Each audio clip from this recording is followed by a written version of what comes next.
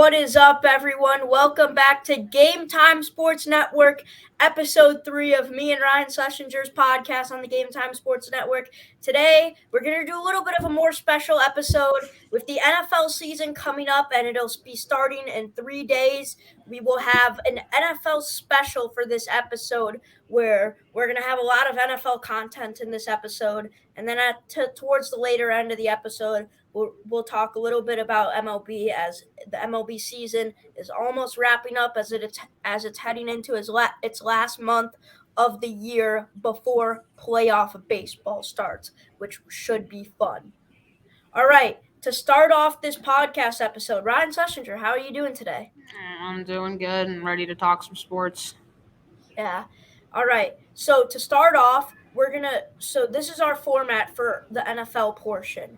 We're both gonna pick our NFL division winners, and then we're gonna pick our 3 sleeper teams in each conference.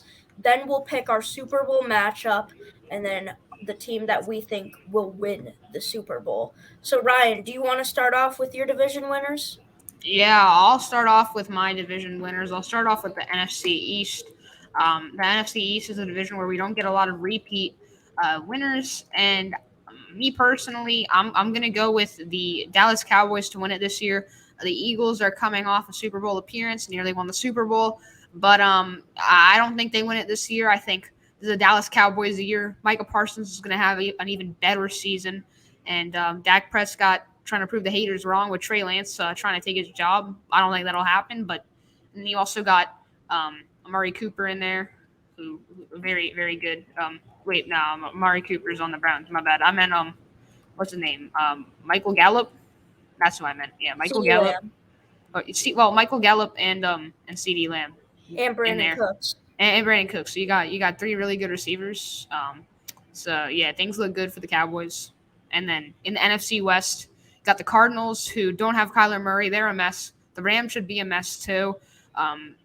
I don't know what to expect from the Rams. I'm going with the 49ers, obvious pick here. Probably one of the best defenses in the NFL. And then you also got CMC, first full season as a 49er.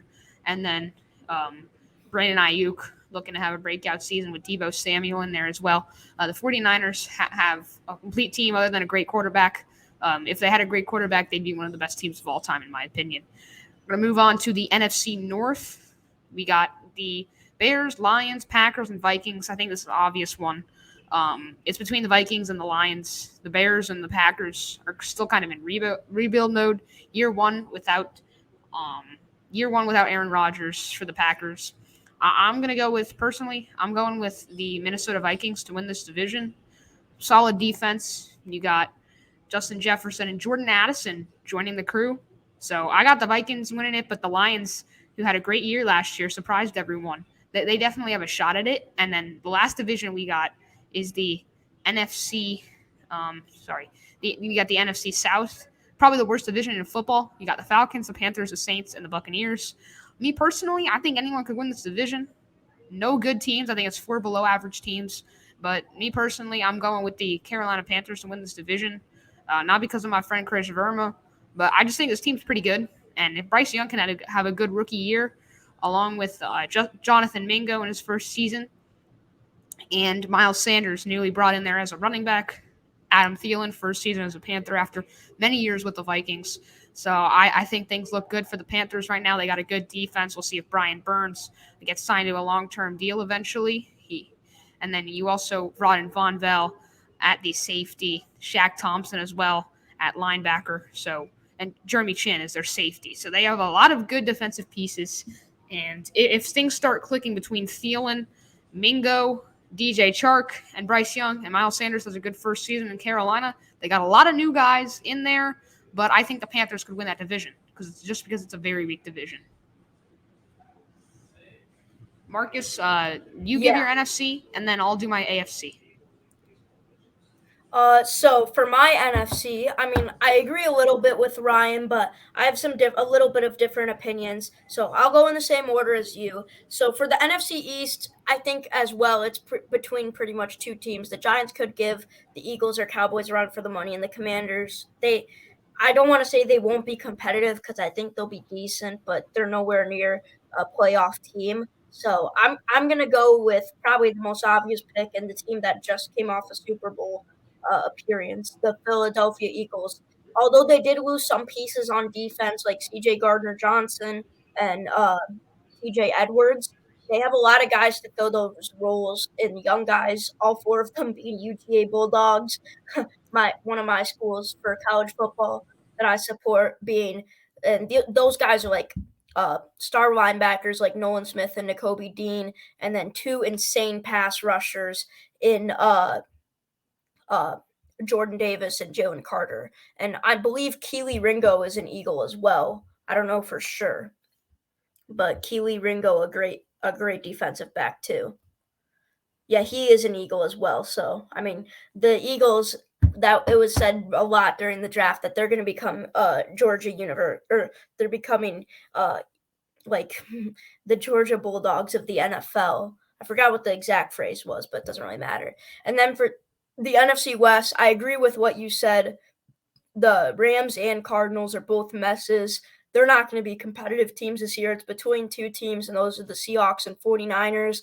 I'm also going to ride with the 49ers. They probably have one of, if not the most complete roster in the NFL. I'd say probably the second most complete roster in the NFL, in my opinion. I think the Eagles is number one, but the 49ers, a very great team. I mean, I was not riding with them. I still thought they would win the division, but I wasn't riding with them to be one of the better teams in the NFL this season when we thought that Trey Lance was going to be the starter for the majority of the season. But then Sam Darnold started beating him out, and Brock Purdy is healthy, so he'll be QB1. So I'm riding high on the 49ers this year. I'm back on the hype train, especially with Brock Purdy as QB1. He's a great system quarterback for the 49ers, and he'll make sure the 49ers offense flourishes as usual, and that defense isn't going to get any worse.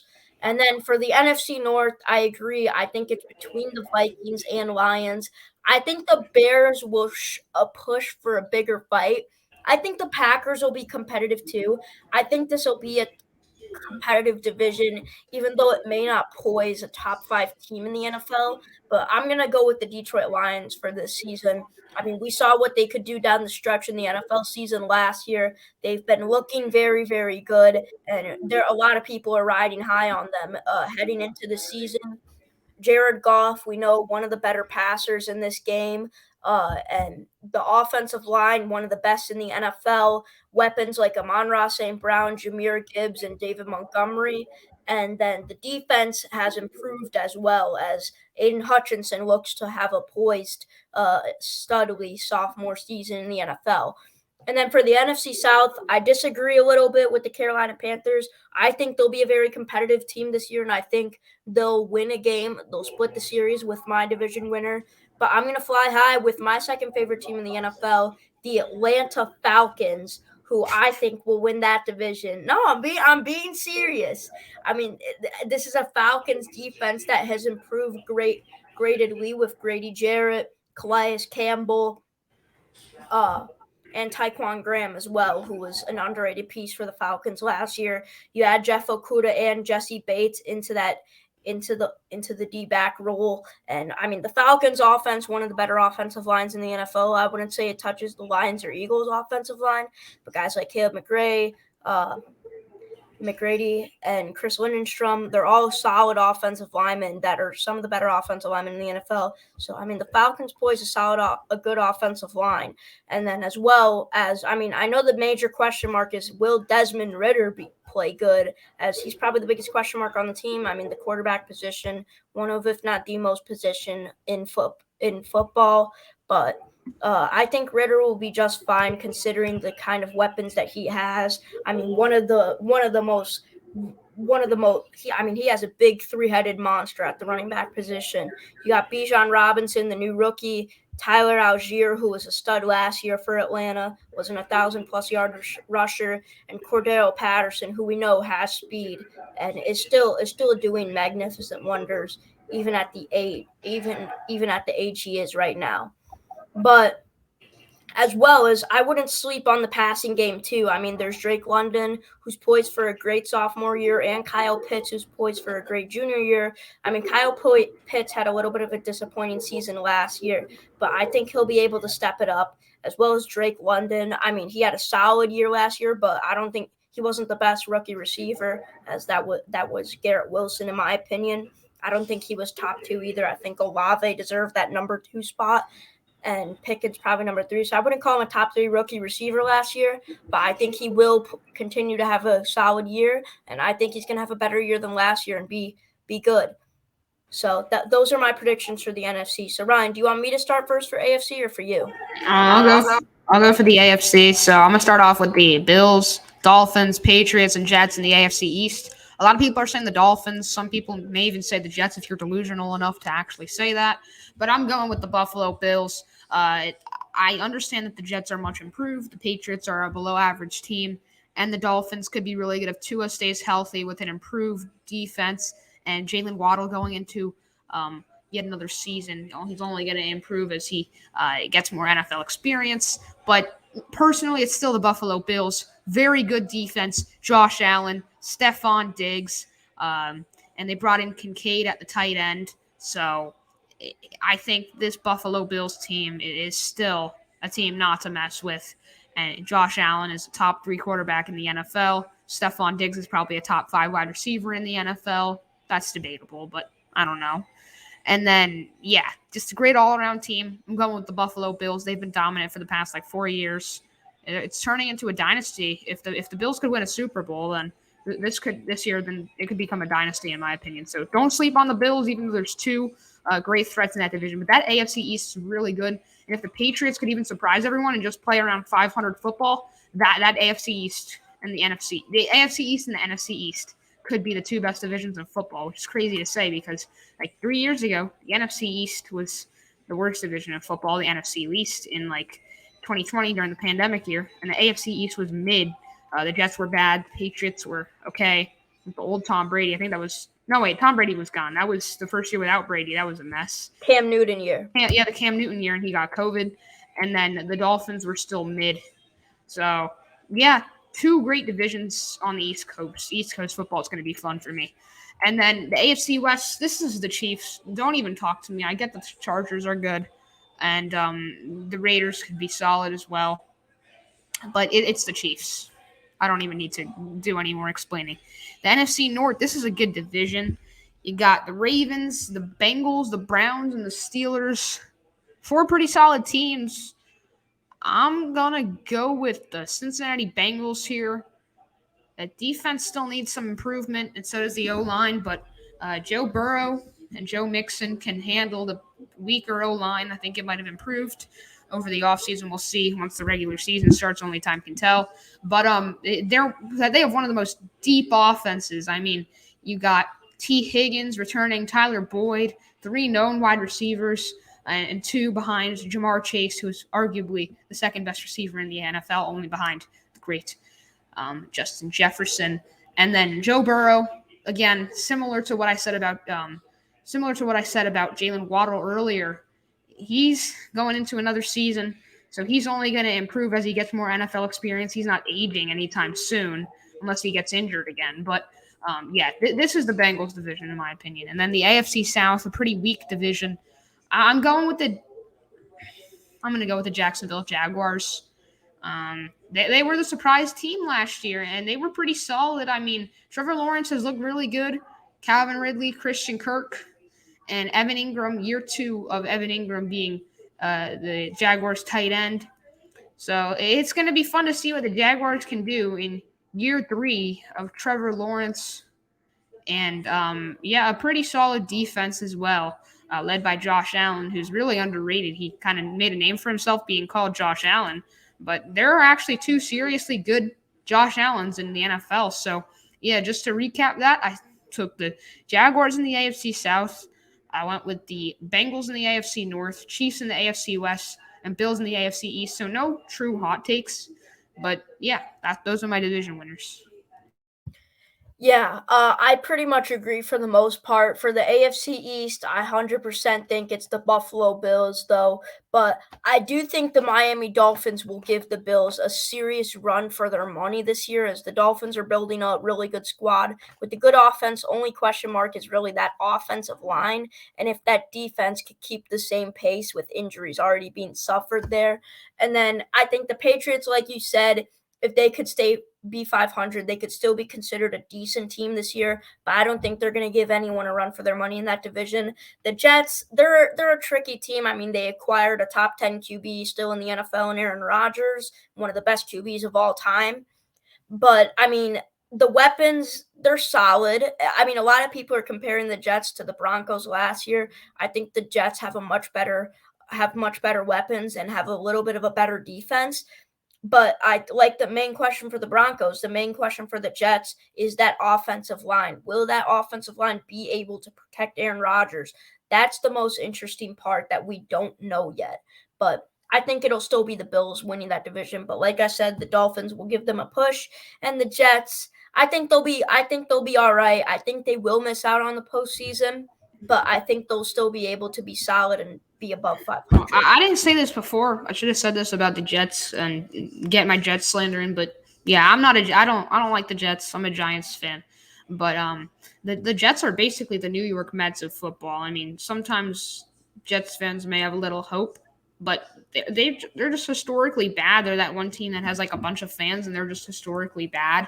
So I just feel like the Jets and the Mets are very similar, and most Jets fans are also Mets fans, and Yeah. most Yankees fans are most Yankees fans are Giants fans. So like the Jets are just always going to disappoint. They're the New York Jets, and like if this was another team where I'm just saying like the Jets have awful luck. Historically, they have one Super Bowl that was during the AFL days. But if this was another team with the exact same roster as the Jets, with Garrett Wilson, Brees Hall, Dalvin Cook, and Aaron Rodgers, and so on, but I would say that maybe that they could make the playoffs, maybe even win the AFC East. But like it's the Jets. I mean, come on. Yeah. Yeah. 100%. I mainly think it's because of that offensive line. I mean, I think Nathaniel Hackett will be decent for the Packers. Or I mean, not the Packers. He was good for the Packers. He was good with Aaron Rodgers, but I think he'll be decent for the Jets with Aaron Rodgers. I mean, Aaron Rodgers gets to work with him again. I know it was a disaster in Denver, but still, he is not the head coach. It's Robert Saleh. But either way, for the AFC West, yeah, the guy in the middle of the screen, out of those three players, he's gonna win the division for his seventh straight year in the NFL. There's no question there. I get the Chargers are a good team. I think they're a playoff team. The Raiders are an abysmal mess. I have a massive hot take on them that I'll share later. I think I shared before too about the NFL season. I think I shared it on our last podcast episode, so go check that one out too. But uh and then the Broncos, they're a pushover. They're overrated. I mean, they're solid, but they're not going to be anything special. Not going to make the postseason.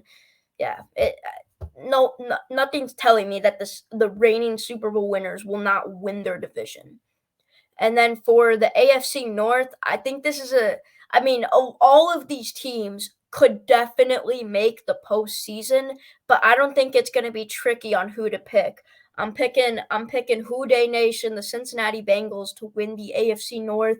I mean, there's nothing telling me that Joe Burrow, T. Higgins, Jamar Chase, and that defense and that shaky offensive line that is getting better though can't run it back again for their third straight year winning the division. But for real though, who they say I'm gonna beat them Bengals? Like I don't know who in that division, or we'll get to it later, but maybe more than the division. And then as well as I believe in the AFC South, no one gives the Jaguars a pushover for their money. I mean, they're undoubtedly the best team in that division. I think they're gonna based on their schedule, I think they will win a lot of games this year, but coming into the postseason, like the real fans, the non-casuals will know that the Jaguars were not as good as their record showed, but They will be a very good team though, and no one's giving them a chance. No one's fighting for them in that division.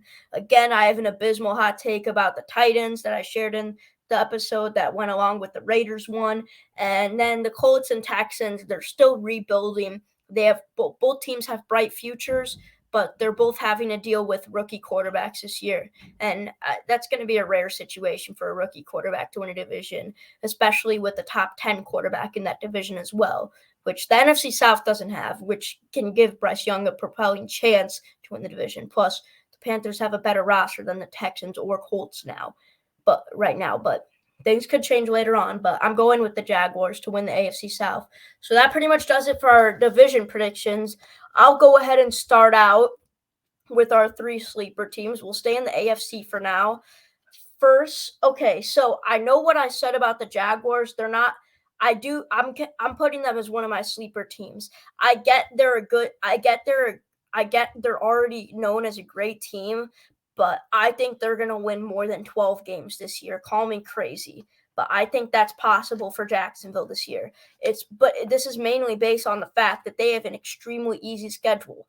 But even so, I would still consider them a sleeper team, regardless if they're not as good as their record shows. They would still show a great record in the regular season, and they're still going to be a tough team to beat in the postseason.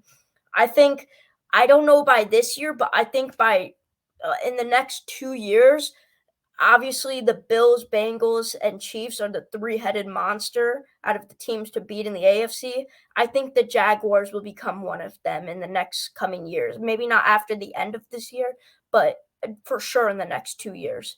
And then my other 2 teams is the Miami Dolphins, who I said will give the Bills a serious run for their money in the division this year. I think the Dolphins will be a super competitive team and reach new levels. I think Tua is going to prove that he's worthy of being a top 10 QB in the NFL.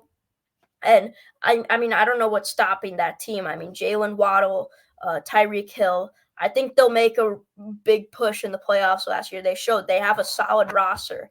Just as long as Tua could stay healthy. Because, I mean, yes, Skylar Thompson did decent against the Bills, but that's still a one-time instance. And I'm not banking on Skylar Thompson or whoever else is their other backup. I'm pretty sure Teddy Bridgewater isn't with the Dolphins anymore. So check me if I'm wrong, but whoever else their backups are, I'm not trusting them to lead them to a great season. It's got to be Tua.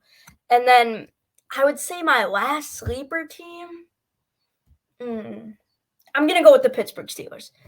I'll go with the Pittsburgh Steelers. I mean, I think in the media, especially with NFL analysts, they're all sharing a big hot take that the Steelers will finish last in their division. But what's really saying that? The Steelers haven't had a losing season in God knows when. Or Mike Tomlin hasn't had a single losing season with the Steelers. So what says he's going to lose this year? I mean, Mike White, yeah. And then as for the backup. But I mean, Kenny Pickett's going to be better. The offense is going to be better. The offensive line has improved, and the Steelers' defense. Enough said about that. Cam Hayward, T.J. Watt, Minka Fitzpatrick. Yeah. The Steelers are going to be a scary team, ladies and gentlemen. The Ravens, the Bengals, Browns, Steelers, they'll all be good, but the Steelers are seriously going to shock people. I'm banking on that team to really be maybe the surprise team. I seriously think the Steelers will be a competitive team and have some. If you're playing the Steelers this year, be prepared to have some serious battles with them. And then with the NFC, Ryan, you go with your 3 surprise teams for the AFC or your dark horse teams, and then you could start off with NFC and then so. All right, so I'm gonna go with from my 3 dark horse teams. First team I'm gonna go with my New York Giants. I think that this Giants team is being slept on. They got a deep. Are you going NFC or AFC? I was just doing in general. Oh, can you do 3 NFC, 3 AFC? Yeah, I don't really have that much teams, but okay. All right. So I'll do my NFC then. So yeah, I'm going with the Giants. They got a really deep wide receiver core, and Daniel Jones. He had a breakout year last year, and I just think you need to stop sleeping on the New York Giants. They're in a tough division, but I think they could. They should still get a wild card spot. I don't think they're catching the Eagles or the Cowboys, but Saquon is here to stay, hopefully. And then you got Hodgins, Slayton, Campbell, Hyatt in his rookie season, Wan'Dale Robinson, hopefully going to play his first full season, and Paris Campbell as well, and Sterling Shepard coming off an ACL injury. And then you also got Darren Waller. He's going to be their main pass catcher. You also got Daniel Bellinger in there as the backup tight end. It's a really good backup tight end to have. And then this defense is really good too. Dexter Lawrence leading the way, along with Kayvon Thibodeau coming off a great rookie season. Azeez Ojulari, Dory Jackson, Jason Pinnock, the safety, Xavier McKinney, Deontay Banks. Those are some of the notable names that I have on my radar. And Bobby Okereke too, Isaiah Simmons. Like this Giants team's pretty deep, and I think they do have a bunch of mid players on offense, but with Daniel Jones, Saquon Barkley, and Darren Waller leading the way with a bunch of depth, I think this Giants team is going to get at least 10 wins this season. They'll be back in the postseason for sure. And then my next dark horse team that I got is the Minnesota Vikings. I'm not sure. I don't think they're going to win their division, but I think this team might exceed some expectations. And this Vikings team in general has been slept on, but I'm excited about the Minnesota Vikings this year because of Jordan Addison coming in there and Justin Jefferson and Jordan Addison. If Addison pans out, they're going to be the two great Jays, Justin and Jordan, for years to come. Maybe if they both stay in Minnesota. The big question, though, is how can Alexander Mattison do as a full-time starting running back? He's taken over for Dalvin Cook and done quite a good job in the past few seasons, but now he's their main starting running back. It's going to be interesting to see what happens. But the Vikings are definitely a solid team. I'm not sure about that defense. I think it's okay. But overall, I think the Vikings could be a very solid team this year. Don't judge off preseason because they went 0-3 in preseason. This Vikings team is definitely not bad, even though they did lose Adam Thielen after a lot of great years from Adam Thielen. He is now a Carolina Panther. And then my final NFC sleeper team. Let me talk about who do I go with? I'm going to go with this is tough. I'm going to go with the Commanders. I'm going to go with another NFC East team because I don't think the Commanders are getting enough credit for being a very solid team. The biggest question, though, how is Sam Howell going to do as their starting QB? He is listed as their starting QB on that depth chart with Jacoby Brissett behind him. If the Commanders found a real QB, they could be a really solid team. But they have a pretty good wide receiver crew, in my opinion, with Terry McLaurin, Jahan Dotson, and Curtis Samuel. That's solid. We'll see what Brian Robinson Jr. can do in his first NFL season with Antonio Gibson behind him, very solid player. And a pretty solid defense as well. Chase Young looking to finally break out. Montez Sweat is very solid too, even though most people only know who he is because of the Old Spice commercial. He's actually pretty good. So yeah, I got the Commanders as my final sleeper team in the NFC. So the Giants, Commanders, and Vikings. Okay, sounds good. I'll go with my NFC teams, and then you can wrap it up with your AFC teams, and then real quick we could go with our Super Bowl matchups, and then the quick MLB segment.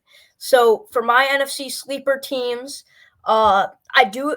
By the way, yeah, Eric Bieniemy too with the Commanders. That should be fun to watch too. I mean, he's commanded that Patrick Mahomes offense for a while, but.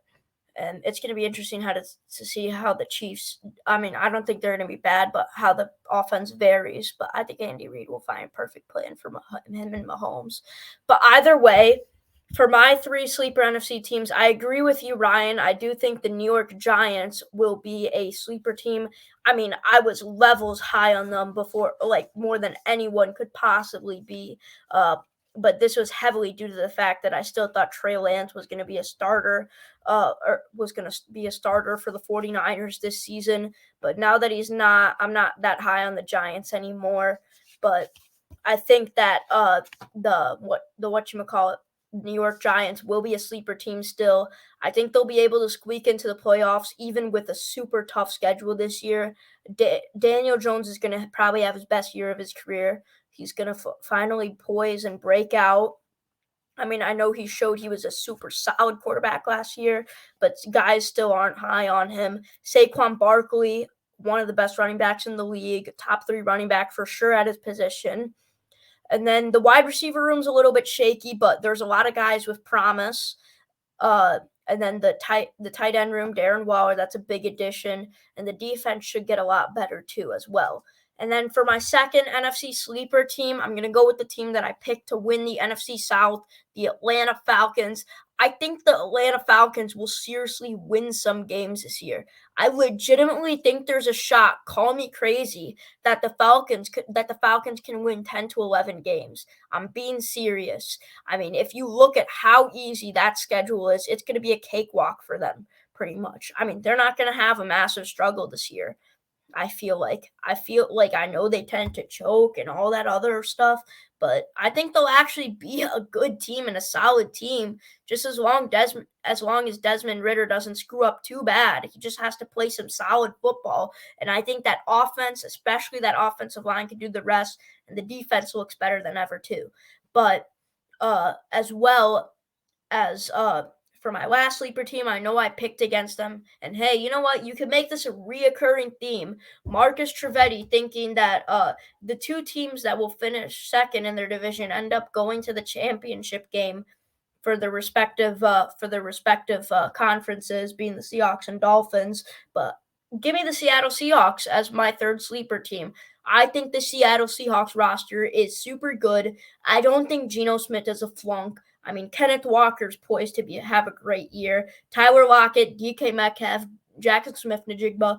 I don't think a lot of teams are messing with that wide receiver room. The defense is going to be better, and the offensive line is adding new additions to make that team better. So, and it's Pete Carroll under the helm. He knows how to run an offense. So, and he knows how to run a team that can play well. So, yeah, so I guess my hotter take too is that the Dolphins and Seahawks will both make the championship game, although they will both finish second in their divisions. That's what I personally think. But yeah, so those are my 3 sleeper teams for the NFC. All right, so Ryan, who are your 3 sleeper teams for the AFC? You're muted. I'm going to phone a friend here, and we're going to call in Nick Baer here. He's going to give us his 3 AFC sleeper teams. What's up, guys? How are you? What's up, Nick? Marcus, you're muted. What's up? Here, I'm trying to find a layout where we can see Nick. So you guys want my 3 sleeper AFC teams? Yes. Okay. Right off the bat, I think the most obvious one is the Steelers for me. I think the Steelers, year after year, have always been competitive, and they have a track record of being very good. And I'm a believer in Kenny Pickett. I also think their defense is going to be better this year. And I think the addition of Jalen Warren in the backfield kind of takes some pressure off of Najee Harris. And George Pickens is very talented. So I think that is a very well-rounded team in the AFC, and I think people are sleeping on them because that is a very, very good division. Second team that I think could be a sleeper this year, honestly, I don't have them making the playoffs, but I have the Patriots as another sleeper team. And I know that's kind of a boring answer because it's the Patriots, but if we're being honest about it, the Patriots did not have an offensive coordinator last year. They had Matt Patricia as the offensive coordinator, who has never ran an offense before. He's not an offensive coach. Like, I'm giving Mac Jones a pass for last year and seeing what he can do with an offensive coordinator this year. And Bill O'Brien, who did have success with the Patriots last time he was with them. So those are 2 teams. And then the third team, I mean, that's tough, but I'm going to go with the Browns. So I'm going to go back to the AFC North here and say the Browns.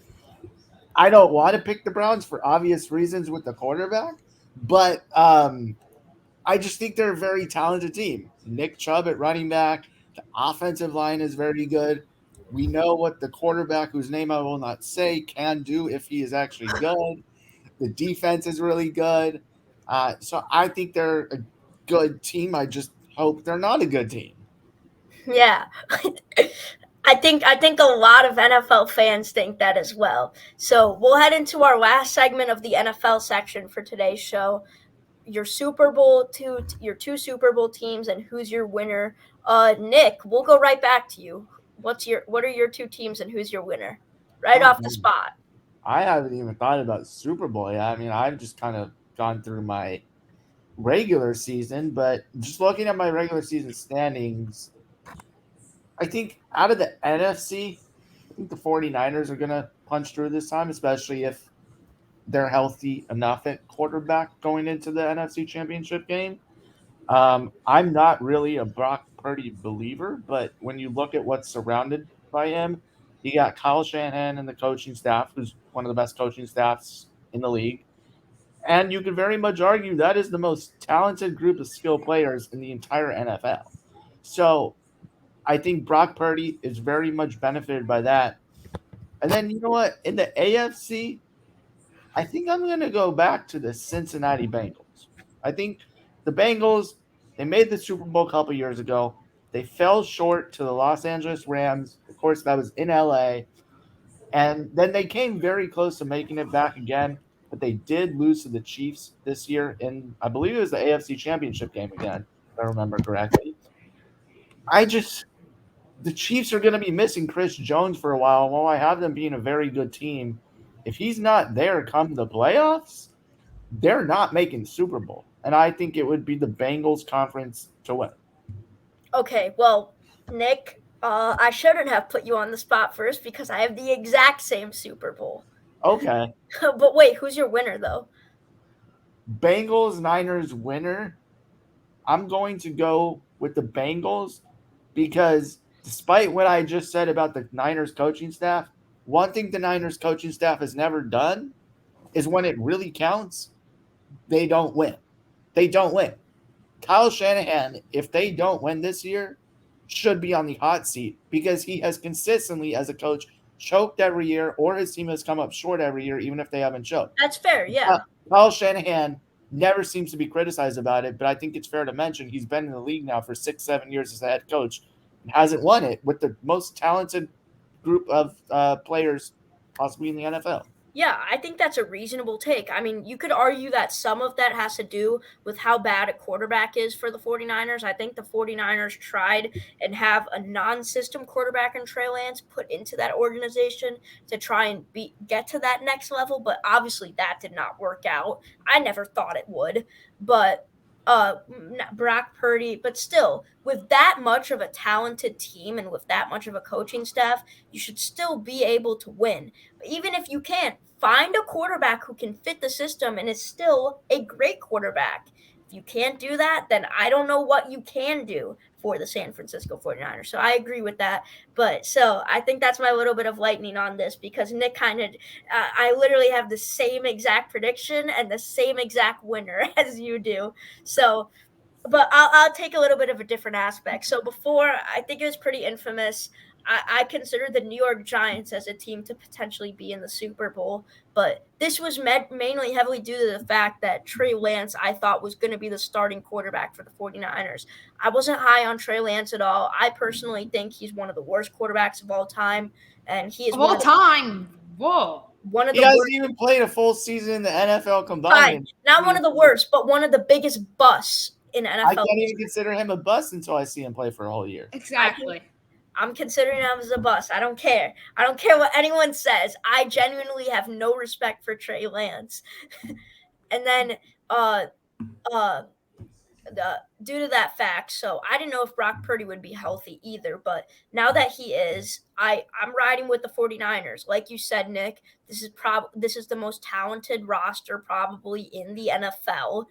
And I think it's a great team. I mean, you have the best running back in the league. You probably have the best defensive player in the league. Nick Bosa is the best defensive player in the league. I think that's a reasonable argument considering he's the reigning defensive player of the year. And I mean, Kyle Shanahan and his coaching staff, one of the best coaches and one of the best coaching staffs in the league. So yeah, I think this is definitely a team to make some noise and make the Super Bowl. And I think before teams in the NFC start to become very, very good and start to fully blossom, it's going to be between the Eagles and 49ers for a little bit. And then for the AFC, I agree. I'm not riding high on the Chiefs to make the Super Bowl again. I mean, there's definitely a chance they could, but I don't know if they will because of Chris Jones. That's what concerns me. I also don't know who's truly going to be that wide receiver one for the Chiefs this year. I mean, I get all of them played up to higher expectations in the playoffs, but all of them could end up flunking out. And I mean, they also lost Orlando Brown Jr., who was a big piece for them. And we know when that Chiefs offensive line doesn't succeed, stuff doesn't happen. I mean, you could have the greatest quarterback in the NFL, but as we saw against the Tampa Bay Buccaneers in the Super Bowl, the Chiefs didn't look good at all. But so I'm riding high with the Bengals. I think Joe Burrow's going to get it done this year. He's got an improved offensive line. The defense is going to be better, and the wide receiver core should take the next level. So Ryan, now it's your turn for your Super Bowl pick. All right, I'm disagreeing with y'all because I have to. Well, kind of. I'm gonna halfway disagree with y'all. I also think the 49ers are gonna make the Super Bowl. Actually, no. I'm gonna say I'm gonna say that the Philadelphia Eagles make the Super Bowl. Both of y'all said the 49ers, and I actually had the 49ers too. I'm not gonna lie, but if I'm trying to be different, I'm gonna be real with y'all. I'm not trying to act like I think the Eagles are gonna make the Super Bowl. They're my second pick, but I'm gonna just try to make this show a little interesting because the Philadelphia Eagles, just made the Super Bowl last year. They fell short, and I think this is their year that they're gonna win the Super Bowl. As much as I don't like the Eagles, just another year of Jalen Hurts. Another year of Devonta Smith, another year of A.J. Brown. They got a lot of returning guys. Dallas Goedert in there as well. Very good defense as we saw throughout the postseason last year. So I'm going with the Philadelphia Eagles and Nick Sirianni. And then for the AFC, I'm also going to say something different. I think there's a possibility of this happening, although the Bills, seems like the Bills and the Bengals and, the Chiefs have a better chance to make it than them. But I'm going to go with the Miami Dolphins because if the Miami Dolphins can get in as a wild card team and they could make a playoff run, I don't know because they'll have Jalen Ramsey back by then. And if they can make the playoffs, that shows that Tua is legit, right? So if they end up getting in, that means that Tua probably had a good season. And if both Jalen Waddle and Tyreek Hill are both healthy, then that offense is really dangerous. So, yeah, that's all I'm going to say. I got the Dolphins and the Eagles, an East Coast Super Bowl matchup. Okay. So the Philadelphia Eagles and the Dolphins, you said? Yes, that's what I said. I'm not going to hate it. Here's the thing, because I think the Eagles, obviously a great team, and the Dolphins, I have them in my AFC Championship game, so I don't hate it. I'm just not trying to go with a basic matchup because every year, how many people are right about their Super Bowl prediction? Like, nobody predicts the Super Bowl correct, as much as it feels obvious. Like, nobody ever predicts the Super Bowl correct, so why would I just go with the two basic teams that you guys chose? Yeah. I think the Dolphins are going to surprise everyone. There has to be a true Cinderella in the NFL, and the Dolphins are going to get the last wild card spot, and then Tua is going to get on a roll. Yeah, 100%. I completely agree with that statement of that no one gets the Super Bowl right, pretty much. And I like what you're thinking, Ryan. So Nick, we'll see you later. Hopefully we could have you on later in this show in the future. But further ado, we'll head into our last segment of the day, MLB. Who do you think down the stretch, it is the last month of the season, who will win the Cy Young and who will win the MVP for the AL and NL? Ryan, you start off with your AL Cy Youngs.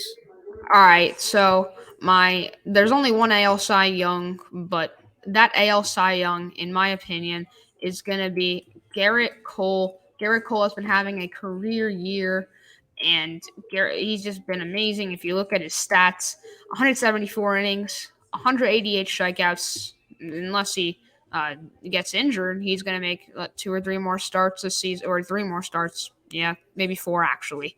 And he's going to get 200 strikeouts in 30 games started, an ERA at 2.95, and an impressive WAR of 5.4. So if Garrett Cole just has a few strong outings to end the season, during September, then I think Garrett Cole locks in the American League Cy Young for himself.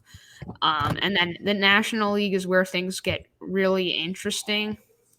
But personally, I'm gonna go with the one and only Justin Steele to win it. Now, some people could say Spencer Strider, he's a strikeout king. He got to 200 strikeouts in September, which is, he got to 200 strikeouts in like mid-August, which is just insane.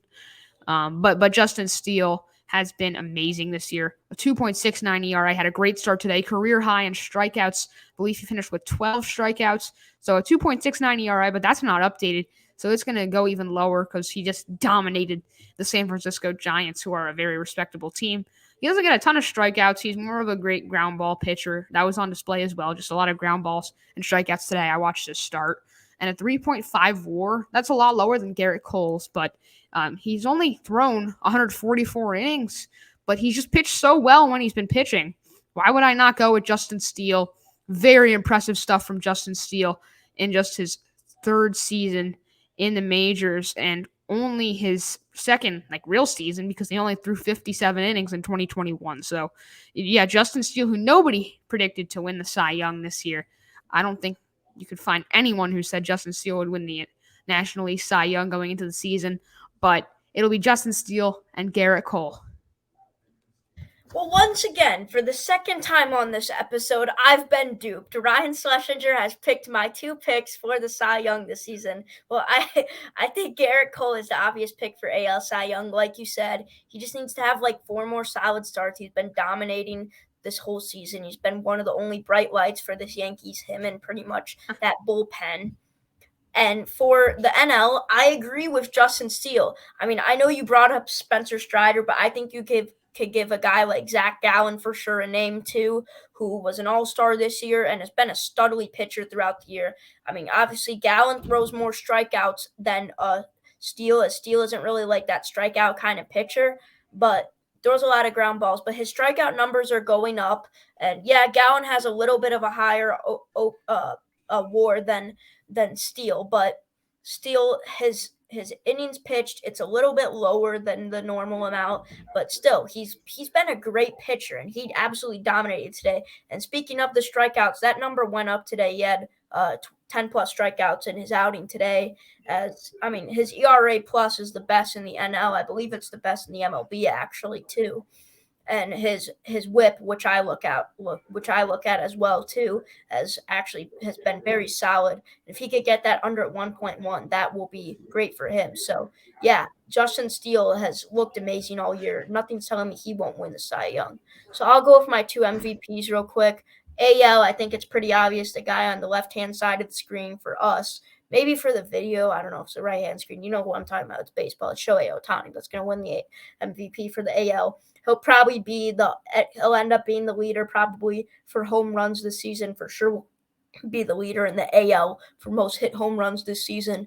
Shohei Ohtani's been raking. He has a hot bat. I believe I'm pretty sure, almost 100% sure that he has the highest WAR in the MLB. I mean, he's just a stud. He's the best player in baseball right now. He could even go on to be the GOAT one day.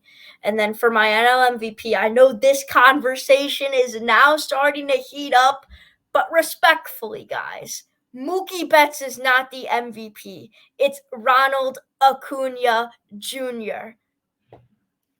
Come on now. Acuna dominated against the Dodgers. He was a main piece for the Braves in the Dodgers series. I don't care that Mookie Betts has slightly better stats than Acuna. Slightly.